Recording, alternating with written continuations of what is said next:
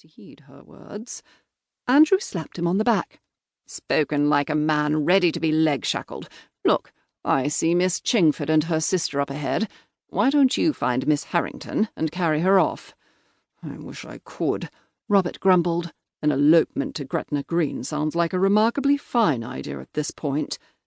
Andrew shook his head and stepped in front of Robert, his charming smile in place as he offered both of the Chingford ladies an arm, and bore them off in search of his wife. Robert discovered his intended crouched down in front of a small child wiping his rather snotty nose. She wore a plain blue bonnet that obscured her features, and a serviceable black cloak. Leaning on his cane, he offered her his hand to rise. "Good afternoon, Miss Harrington." "Major Kurland." She turned toward him, a smile lightening her usual calm expression. "I'm so glad to see you." "Really? Usually these days you tell me to go away and leave you in peace." She sighed as she took his arm. "Are you still sulking?" "Gentlemen do not sulk. I merely chose to disagree with you about the arrangements for our wedding. I am maintaining a dignified silence until you come to your senses and realize I am right." "About the benefits of eloping?" She was leading him toward one of the tents. Surely that was a jest.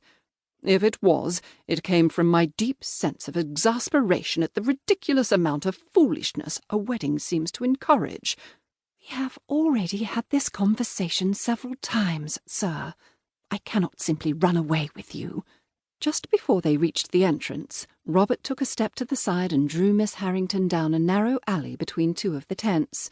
It was dark, and he had to pick his way carefully to avoid the pegs and ropes anchoring the structures to the ground. "Major Kurland, wherever are you going?" He turned to her, one hand cupping her chin. "Why not?" She searched his face, her expression worried. "Because it appears that I am not in control of this event either.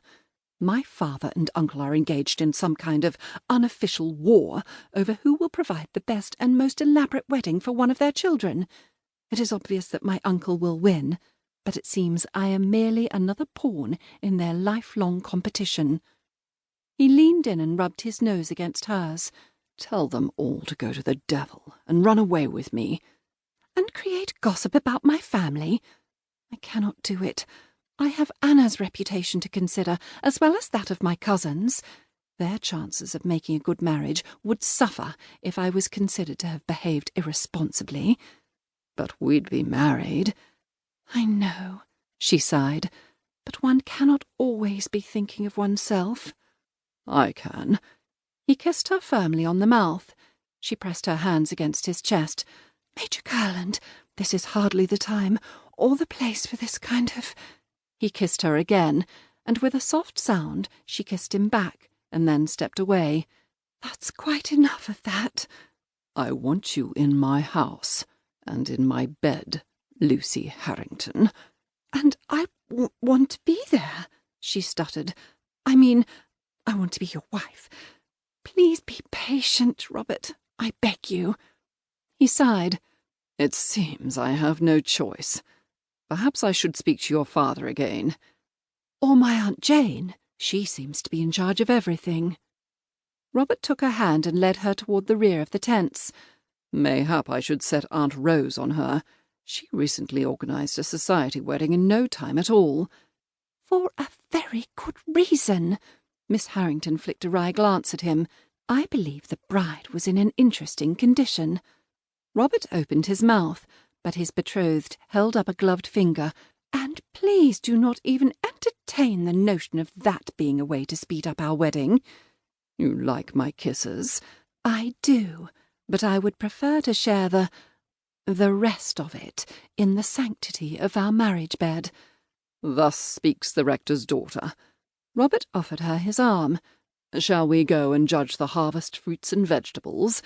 Foley tells me that Mr. Petheridge from the Kurland Hall home farm has entered some very strong candidates." She glanced up at him as they walked decorously back to the front of the tent. "Are you angry with me?" "No." "Are you quite certain?" "I am certainly exasperated, but I do wish to marry you, so I suppose I will have to be patient." She patted his sleeve. "Thank you." He glanced